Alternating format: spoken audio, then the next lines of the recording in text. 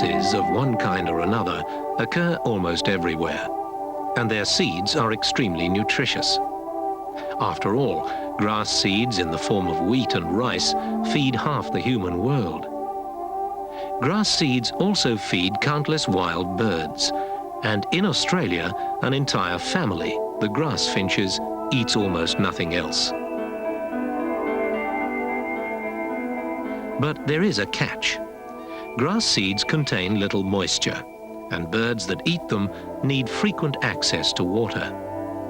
This is especially true in the hotter and drier parts of northern Australia.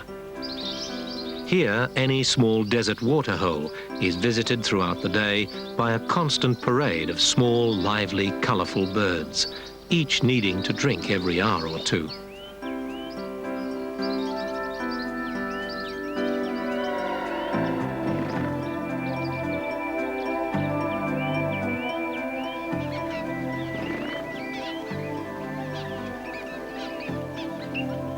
Grass finches also occur across Africa and tropical Asia, but they are especially well represented in Australia, where there are 18 native species.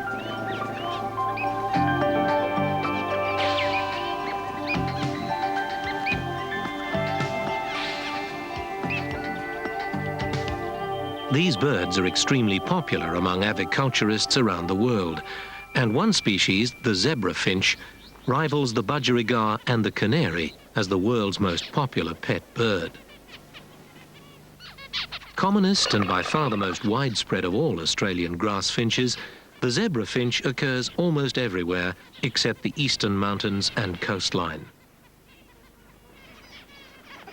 It differs from most species in that there are obvious plumage differences between the sexes.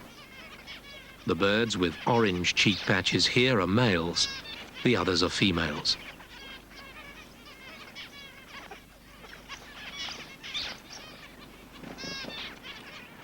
Grass finches in general, and zebra finches in particular, are among the most sociable of birds, and often congregate in large flocks. But grass finches are more than just sociable. Like humans, most birds maintain a sort of personal space around them, seldom invaded except in courtship. Not so the grass finches, which habitually cuddle freely together in actual physical contact.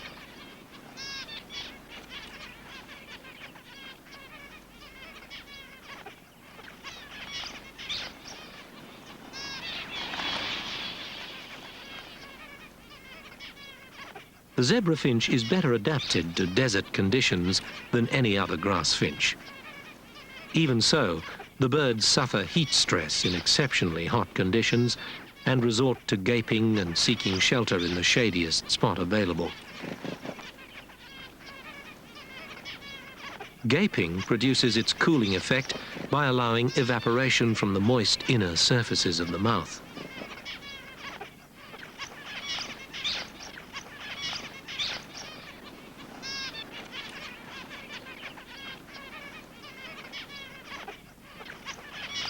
The birds are reasonably safe in the shade from predators, but exposed when they must finally emerge to drink. Then they're usually nervous and wary. Hawks of almost any species are among the most important of the grass finch's predators. And the birds are instantly alert to the presence of any hawk patrolling overhead. This spotted harrier, for example, will certainly grab a zebra finch given half a chance.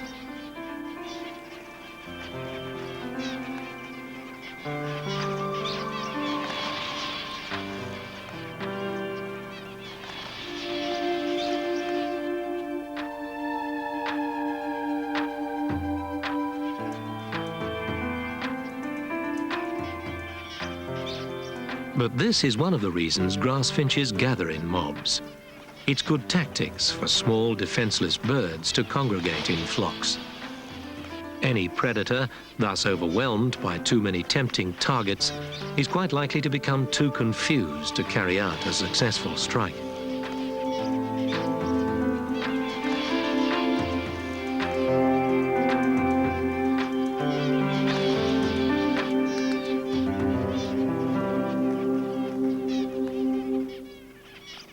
Water is one factor that has changed profoundly in the zebra finch's world since European settlement. Now, artificial water sources in the form of bores and dams are scattered across the landscape, including places where water was seldom available before. These, of course, are built by station owners for watering their cattle and other livestock. But there's plenty to spare for small, thirsty birds. The result has been that grass finches may now be far more widespread, though not necessarily any more numerous, than they ever were before.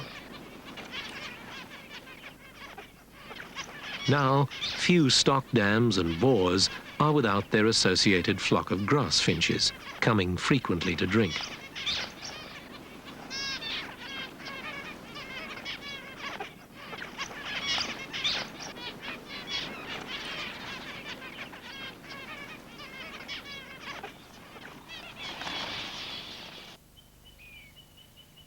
Unlike the zebra finch, the long-tailed finch is usually most common in dry, open woodland, and its distribution is restricted to the tropical north, mainly west of the Gulf of Carpentaria and across to the Kimberley.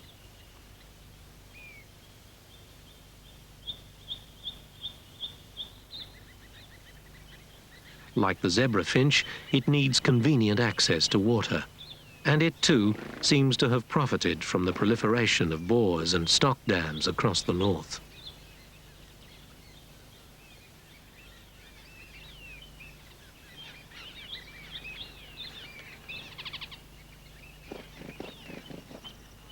A frequent companion of the long-tailed finch at such bores is the very similar masked finch. Much alike in distribution, the two species very often occur together, though their habitat preferences are not exactly identical. Masked finches tend to outnumber longtails in grassland, the other way around, in open woodland.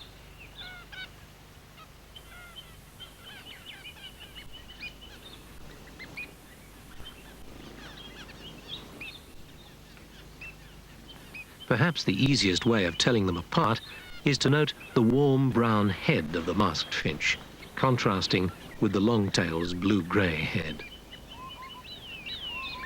Both birds are adept at another special characteristic that emerges when the birds come to drink. Almost all birds drink by scooping water into the open bill, then tilting the head back to swallow it. The typical grass finch style, however, is very different. These birds dip their bills and pump it up, like sucking through a straw.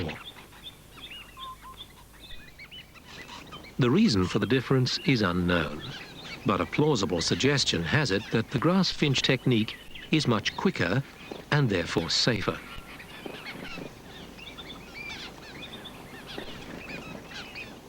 But the long-tailed finch in particular adds to this a further advantage in its extraordinary agility. It can easily reach even the most inconvenient sources of water, stretching down from the most precarious of perches.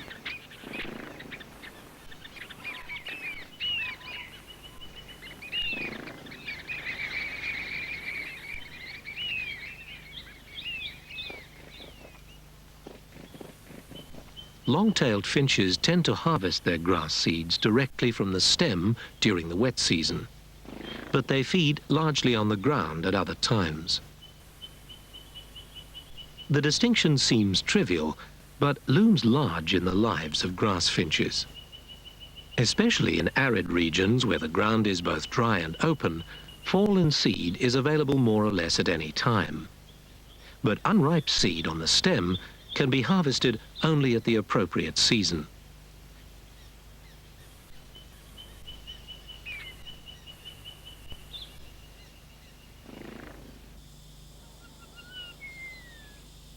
Grass finches of one kind or another occupy virtually all of the varied landscapes of Australia, and the interior scrubs of central Queensland are no exception.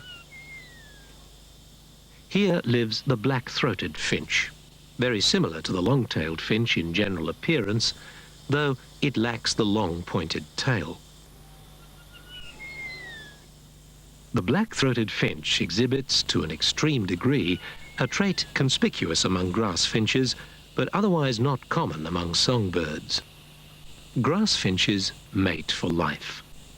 The pair bond is permanent, extremely close, and obvious in every aspect of their behavior together.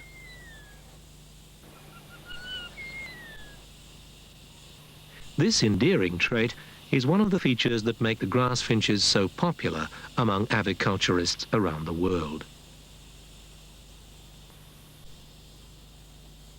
But the black-throated finch is exceptional even within this company of devoted couples. In this species, the pair bond is so close that it is quite likely that the two members of this particular pair will never be further apart than this throughout their entire lives.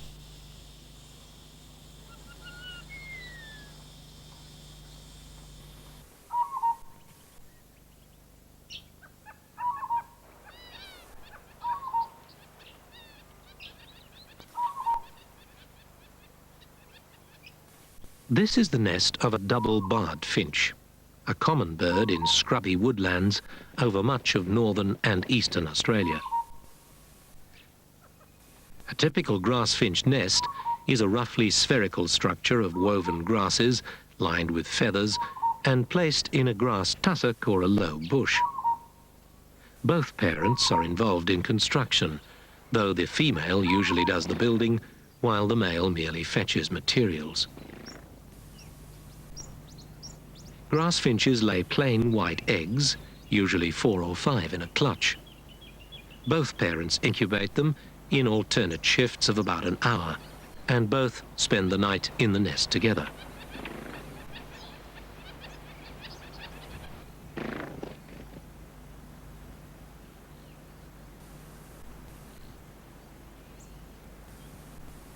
The chicks are fed mainly on seeds, which the parent bird stores in its crop and regurgitates for its brood.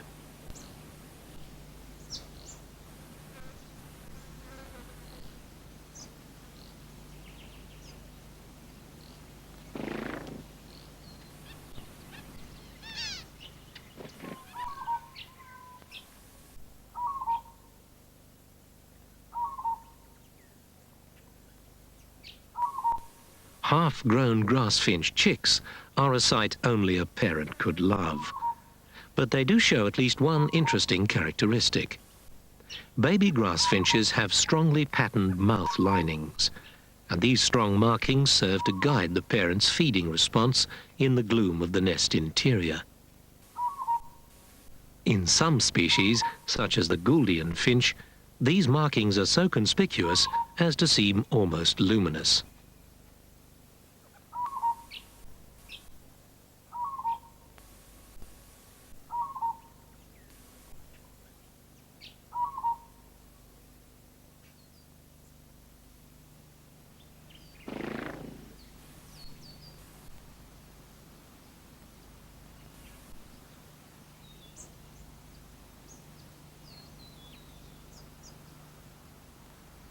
As they approach fledging, the birds look not a great deal unlike their parents, although much scruffier.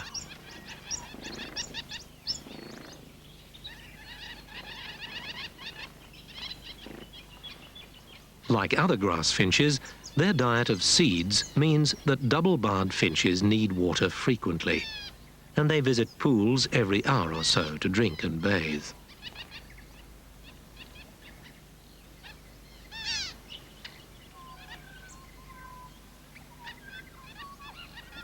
Especially at such close quarters, the reasons for the bird's popular alternative names, clown finch or owl finch, become obvious.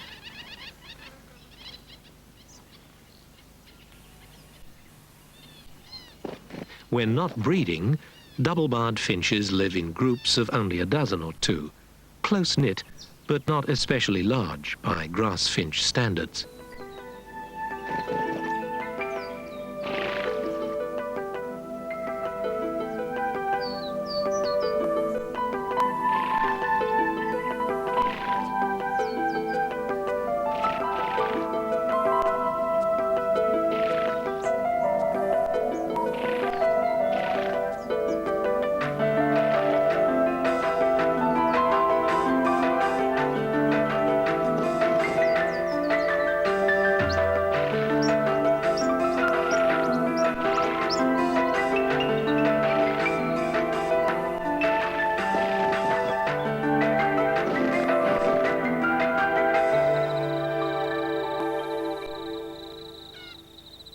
good deal of time is spent in preening, especially as evening draws in and the birds prepare to go to roost.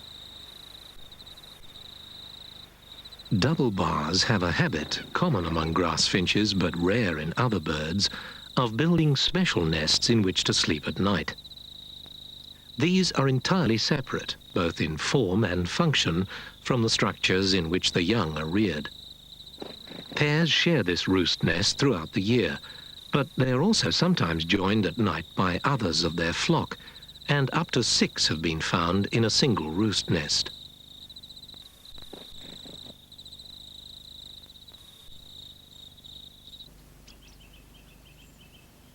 The double bar shares parts of the Australian southeast with one of the rarest of grass finches, the plum-headed finch, which, as it happens, does not build roost nests.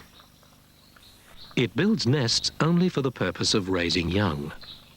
These are built of grass and usually situated within a metre of the ground, often along a stream bank.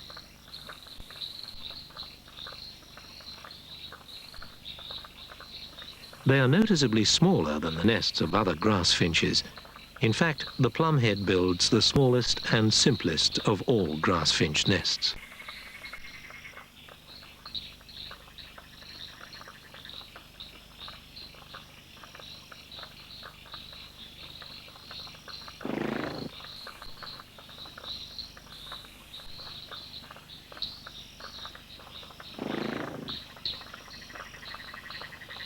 Both sexes incubate in alternate shifts, each usually lasting a little under an hour. The eggs take about 12 days to hatch. In the plum-headed finch, plumage differences between the sexes are distinct but far from obvious. Males have small black bibs, females have dingy white eyebrows. The youngsters, on the other hand, are more or less plain dull brown when they fledge and do not attain the full adult plumage until the following year.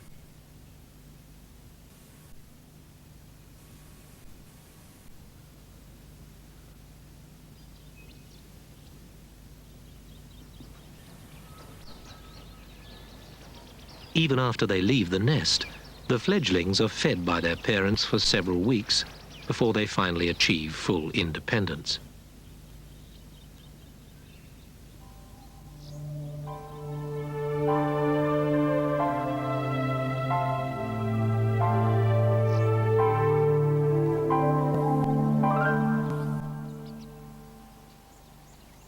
The heartland of the plum-headed finch's distribution is the grassy valleys along the western slopes of the Great Dividing Range, from about Canberra northwards nearly to Rockhampton.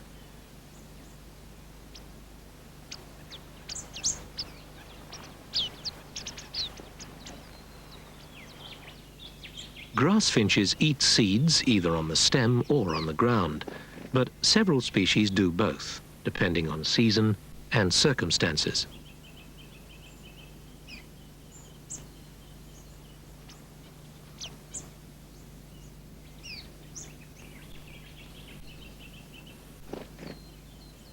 The plum-headed finch, for example, takes much of its food from the stem, but especially in winter, it also spends a good deal of its time feeding on the ground.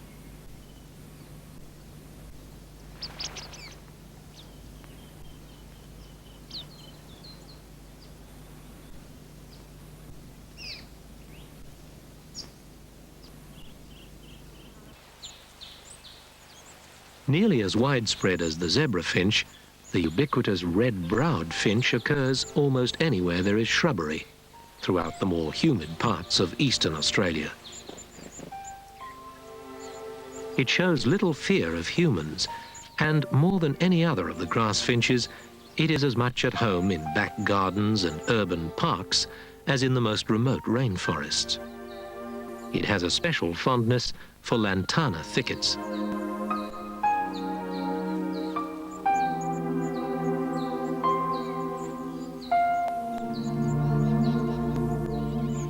Though it usually feeds on the ground, it also sometimes feeds in casuarinas, a habit almost unique among grass finches.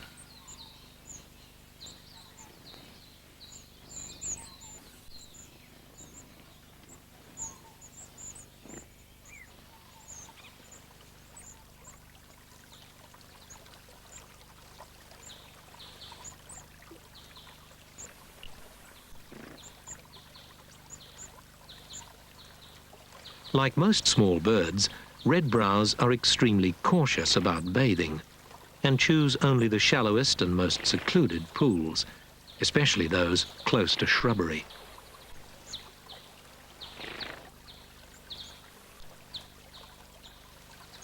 This is mainly so that the birds have some secure perch nearby on which to preen and dry out in safety afterwards.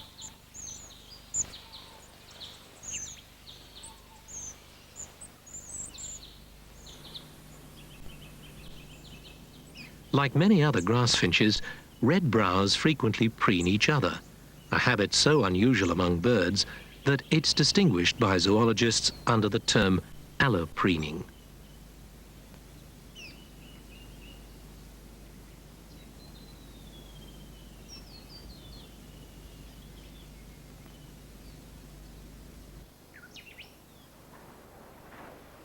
Grasses are extremely rare in rainforest, which makes this a very difficult habitat for grassfinches. Yet even here, there are grassfinches, albeit a scarce and very specialized group. Members of this group, Erythrura, are the so-called parrotfinches, most of which inhabit New Guinea, the Philippines, and the islands of the southwestern Pacific. Only one species, the blue-faced parrotfinch, reaches Australia, and that only as a scarce resident in just a few localities in far northeastern Queensland.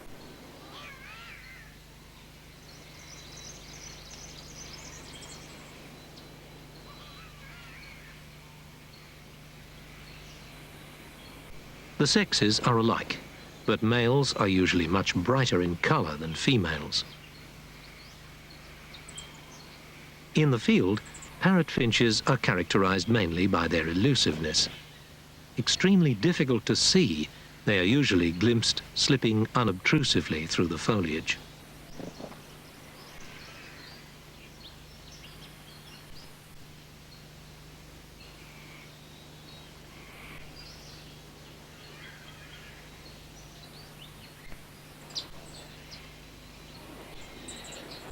Their favoured environment is the margins of rainforest, close to clearings, natural or otherwise, especially where bamboos are common. Otherwise, almost nothing is known of the habits and behaviour of this rare bird in Australia. In fact, these images may well be the only motion picture footage of the bird ever obtained.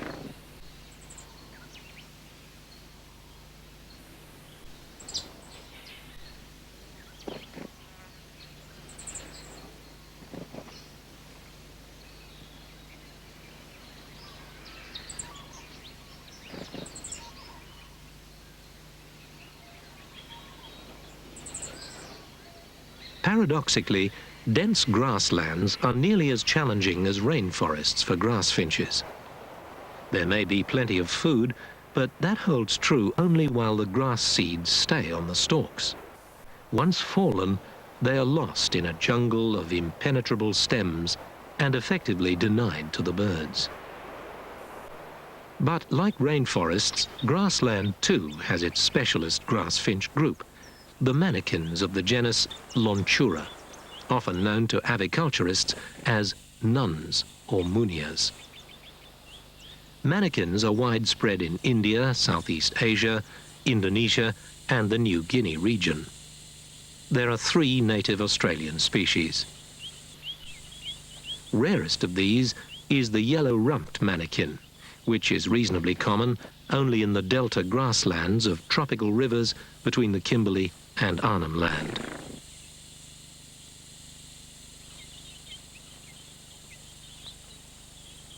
Strongly sociable like all the manakins, it normally occurs in flocks, very often in company with the chestnut-breasted manakin. Much more boldly patterned than the yellow-rumped manakin, the chestnut-breasted manakin is also much more widely distributed, being common in coastal lowlands almost everywhere in northern and eastern Australia. Manakins don't preen each other, they seldom cuddle, and they don't build roost nests.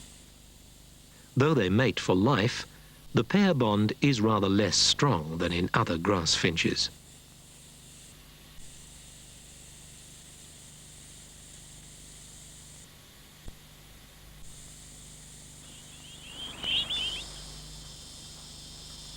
The perch looks precarious, and perhaps it is, but this is the manakin's special world, riding a swaying seed head of grass.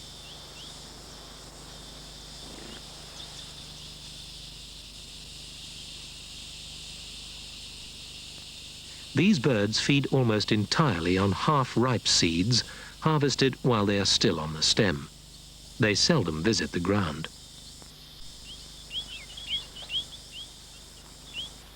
Their reliance on seeds at a particular growth stage enforces a lifestyle that is much more nomadic than is usual in other grass finches, and the flocks constantly wander in search of grasses coming into seed.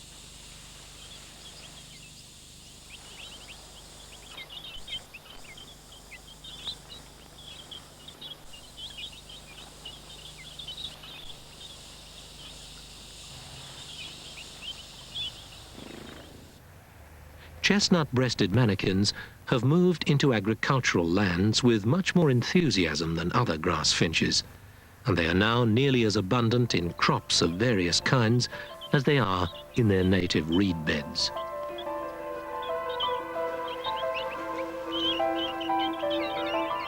In gregarious and highly mobile birds such as manakins, getting left behind is nearly the worst of all possible fates.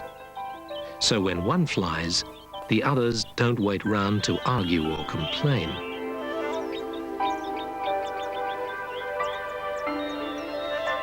It sometimes happens that a good deal of apparently aimless flying about takes place before a startled or restless flock finally settles again, more by a sort of group inertia than any form of leadership.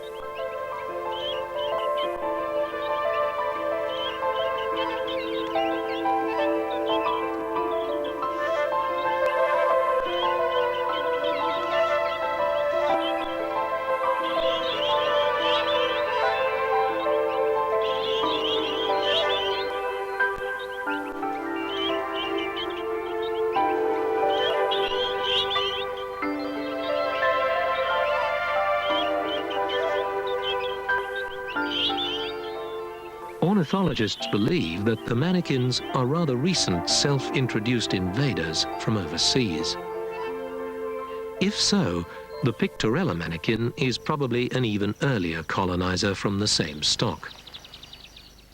Its stronghold is the interior northwest, and it seems to have been in Australia long enough to evolve many characteristics more suited to a desert environment than to its original grassland home.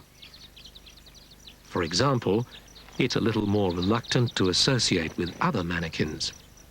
It tends to be nomadic, scattering in small groups during the wet, though it often gathers in large flocks near the coast in times of drought. It also spends much more time on the ground, eats more ripe rather than unripe seeds, and consumes far more insects than other manakins.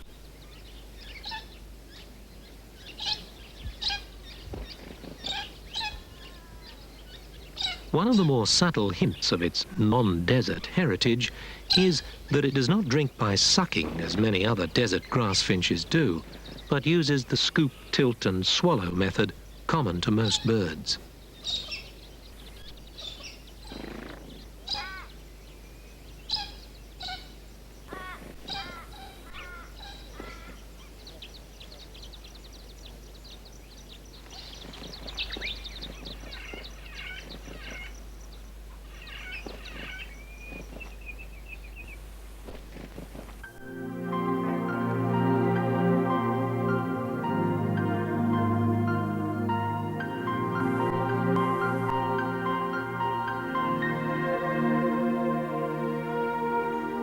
Coastal heaths in southern Australia have this in common with rainforests.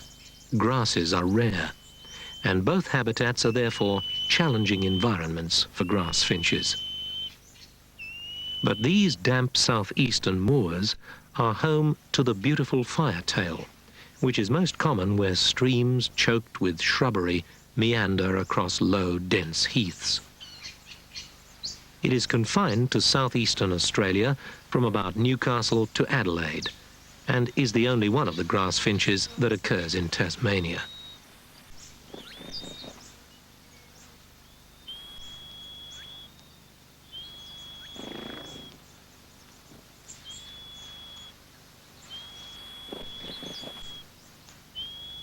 Its solitary habits contrast markedly with other grass finches. Usually encountered in pairs during the breeding season, it only occasionally forms small parties at other times.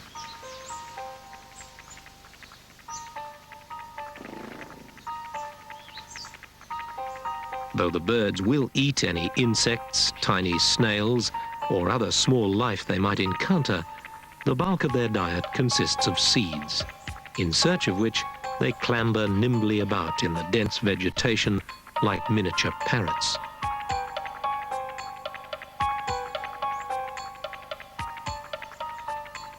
Seeds are either nibbled individually from the stem or stripped off en masse.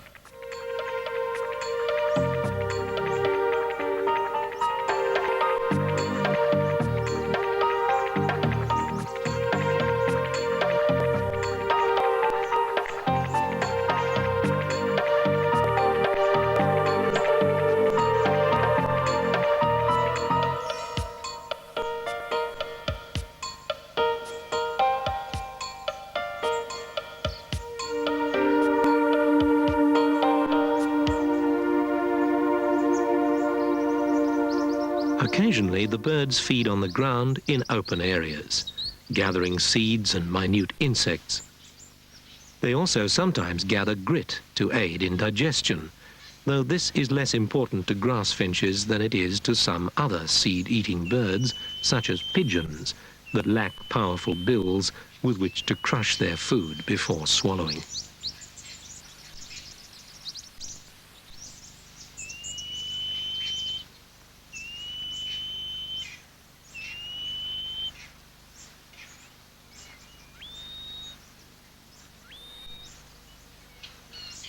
Like other small songbirds, beautiful firetails wait for the most secluded and quietest times, when they feel safest before bathing.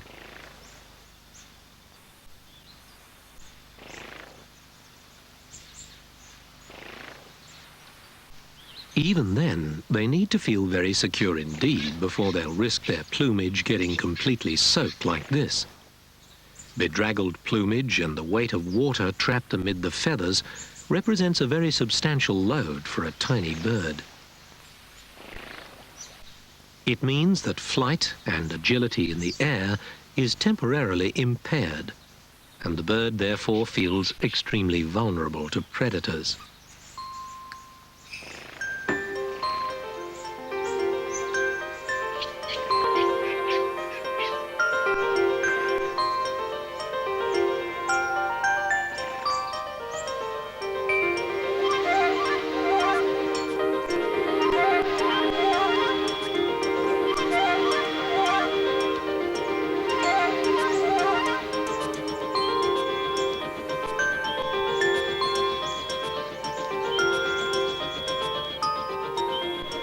The beautiful firetail has a very close relative that occurs only in extreme southwestern Australia.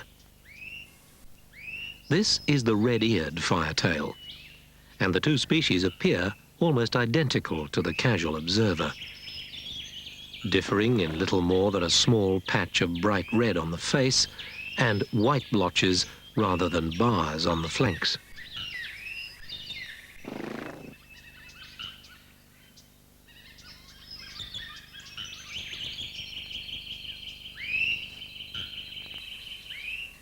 Its call is quite loud and strident, as grass finch calls go, but none of the group has much by way of strong or varied songs.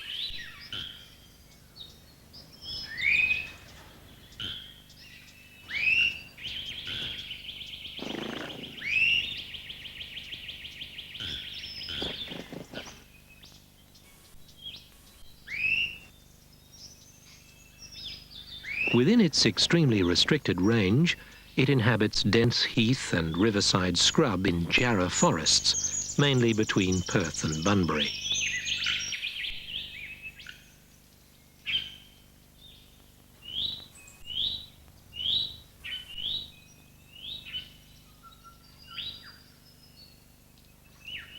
In many respects, the red-eared firetail is the opposite of everything that is characteristic of the grass finches as a group.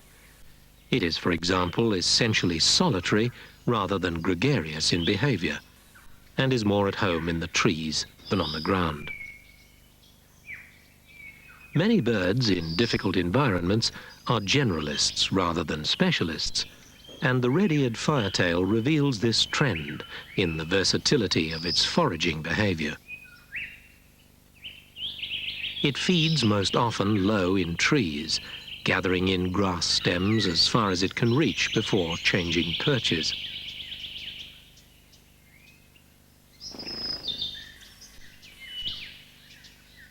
However, as here, it also feeds very often on the ground, either in the open or in dense cover, such as this vegetable patch.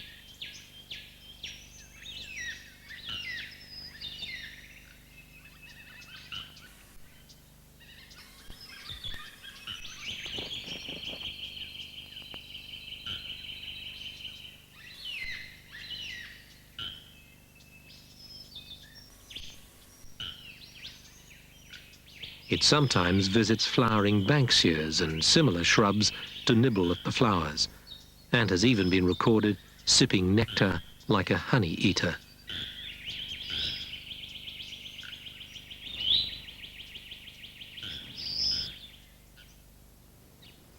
Australian grass finches are essentially birds of the tropics, but one small group is better represented in the south than in the north.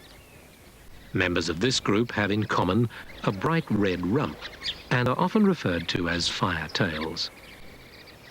One species, the painted firetail, inhabits arid spinifex grasslands in the interior, where it's especially common in rugged breakaway country.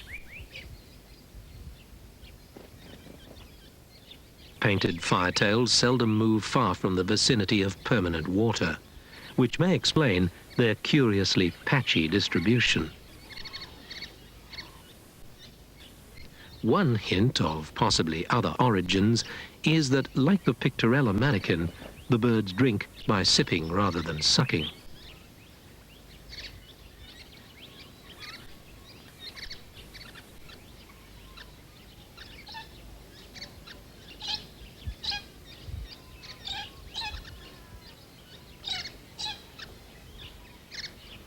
The seeds of spinifex constitute the staple diet, gathered almost exclusively on the ground, usually the bare earth between tussocks, but they also eat small insects.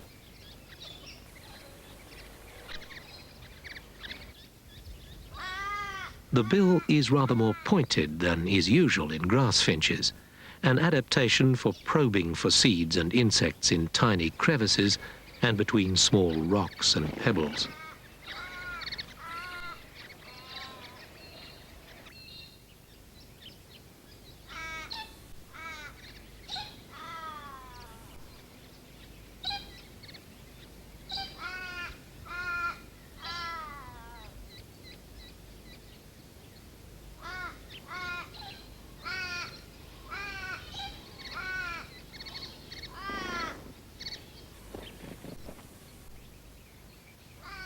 Painted firetails build their roughly spherical nests on the ground or in spinifex clumps.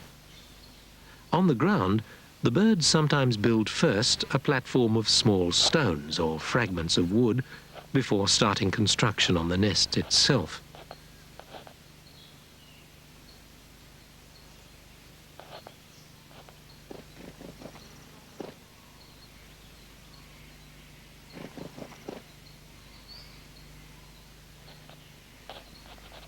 At first, the male does most of the fetching, carrying and building, but the female joins in to help add the lining.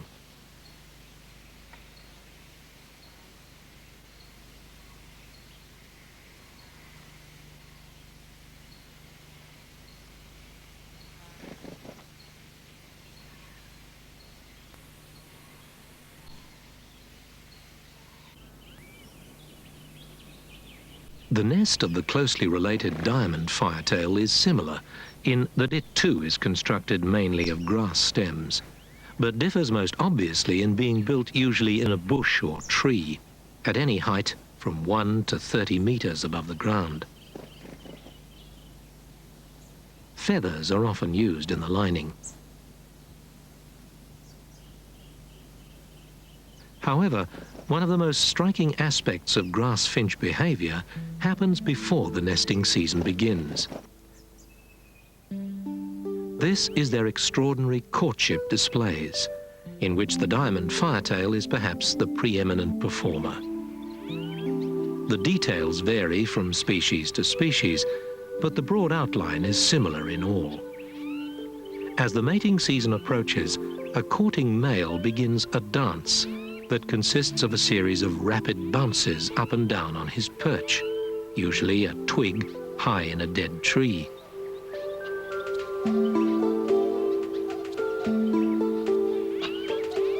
These jerky movements become so vigorous that the perch itself often bounces up and down in tune with his movements.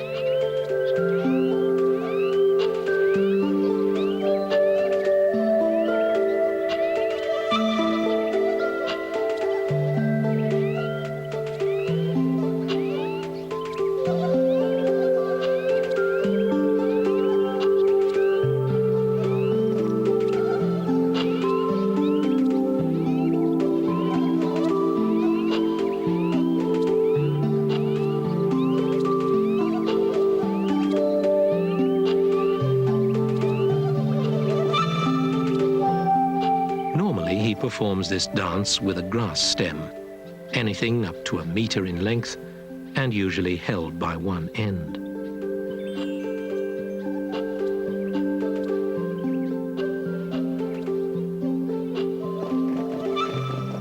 He may approach a female to perform this display, or the female might fly up to join him on his perch. As the display intensifies, he turns his head to her, peering downward in the same posture nestlings use in begging for food from their parents.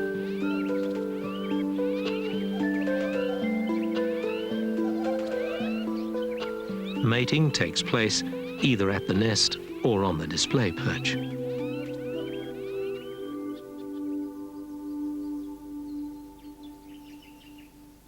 As her nest nears completion, the female prepares to lay her clutch of eggs, a process that needs a substantial boost in both her protein intake to form the egg and her calcium intake to form the shell.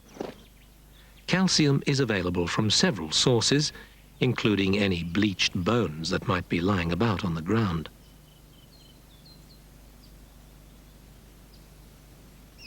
Common in dry, open woodlands throughout southeastern Australia, but not Tasmania, the diamond firetail feeds almost entirely on the ground. The birds usually forage in flocks, even during the nesting season. The problem with seeds as food is that nature sees to it that they are protected with a hard, tough outer covering, or husk. Cereal grains resist even human jaws unless they're first ground into flour.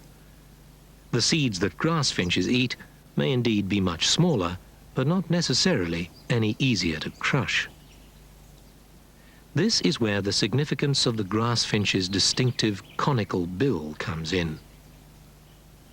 The fact that it comes abruptly to a short, sharp point means that it delivers formidable leverage at the point where the tips of the mandibles come together, on the same general principle as pliers or garden shears.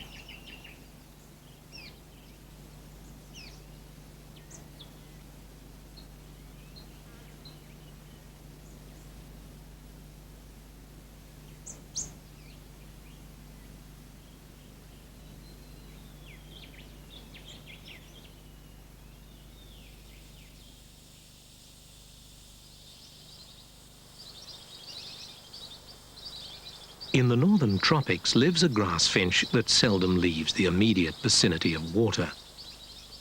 The crimson finch, like the manakin, is a bird of grasslands, and it too feeds largely on half-ripe seeds gathered off the ground.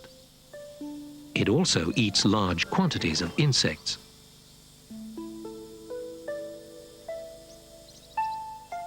It is in fact perhaps the most insectivorous of all the grass finches, as this pair committing mayhem on a swarm of aquatic mites enthusiastically demonstrates.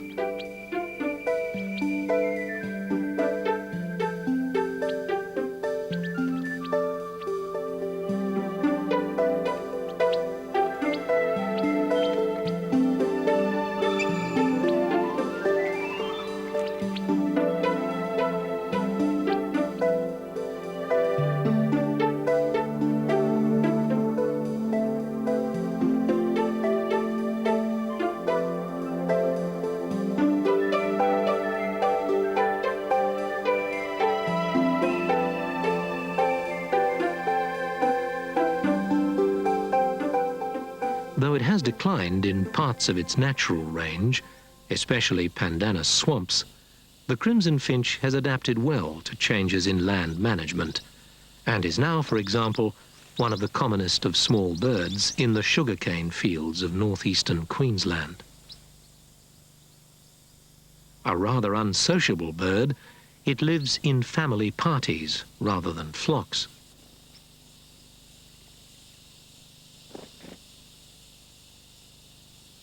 Preferred nesting sites include the base of pandanus fronds, although, unlike other grass finches, it quite often nests on or near houses or sheds.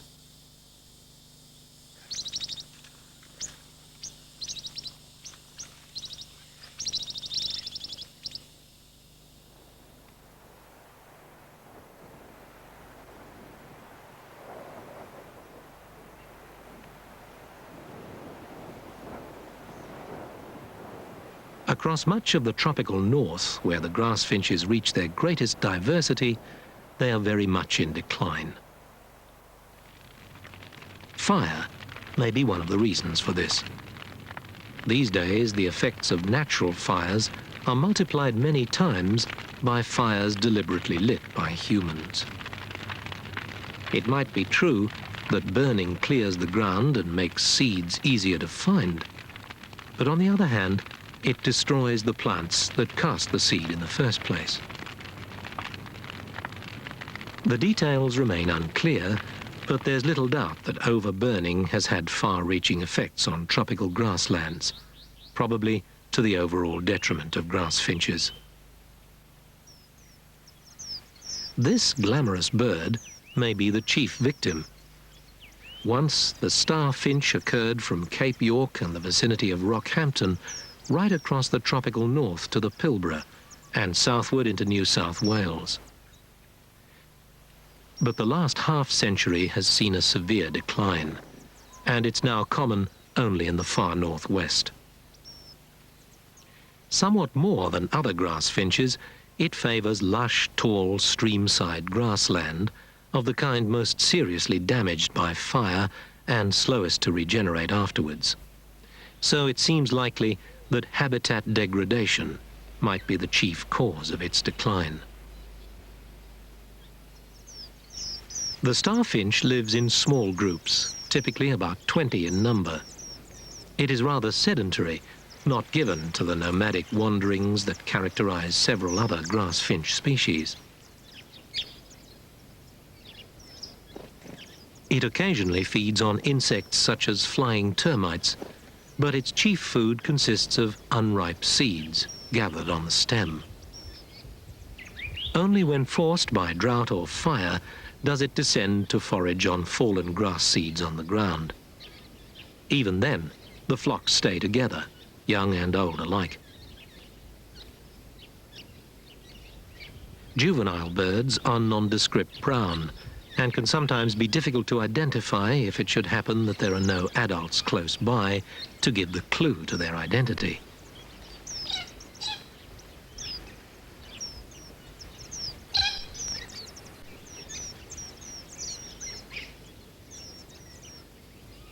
The grass finches are a colourful clan, but the Gouldian finch undeniably outshines them all. Aside from its exotic plumage, one notable characteristic of the Gouldian finch is that it is polymorphic. Individuals in any population may be red-headed, black-headed or yellow-headed, although the last is very rare, and black-headed birds usually outnumber redheads about 3 to 1. It is also the most seriously endangered of all Australian grass finches. Though it remains common in some remote areas, its numbers have nevertheless declined markedly in recent decades.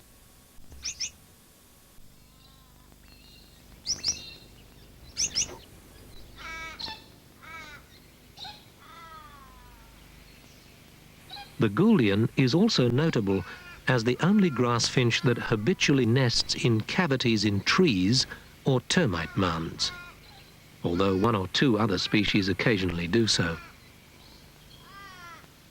Often the birds nest in groups of half a dozen pairs or so, and sometimes several pairs may even share the same cavity. The nest itself is rudimentary, just a few wisps of grass to line the cavity, and sometimes not even that.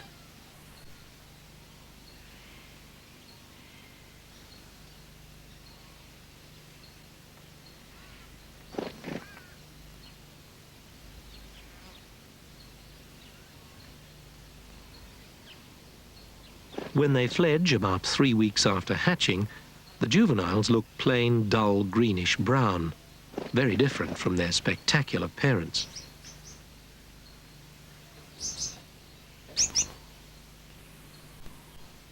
Gouldian finches are partly migratory.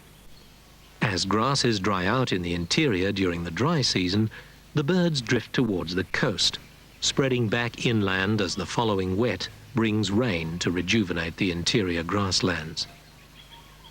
Always they need frequent access to water. In especially hot weather and towards the end of the dry, hundreds may come to drink at the vanishing water holes.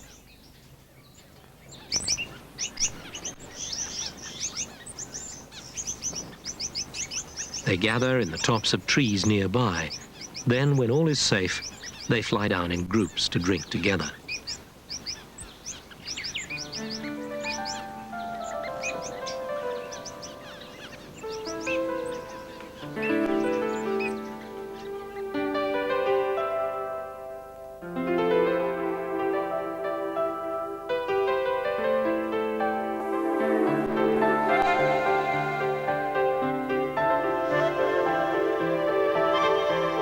As a group, grass finches have been affected more than most by the far-reaching changes brought about by European settlement of Australia. Water is now far more widely available, but on the other hand, fires are more frequent. And large numbers of cattle now wander across the landscape, their grazing exerting a profound influence on the relative numbers and seeding patterns of various grass species. Few Australian grass finches have been unaffected by these changes, and several, especially the star and Gouldian finches, have been severely reduced in both range and number. But now, a great deal of research and conservation effort is focused on finding ways of reversing this trend, to ensure that colourful and vivacious sights like this, now so rare, will once again become common across Australia's tropical north.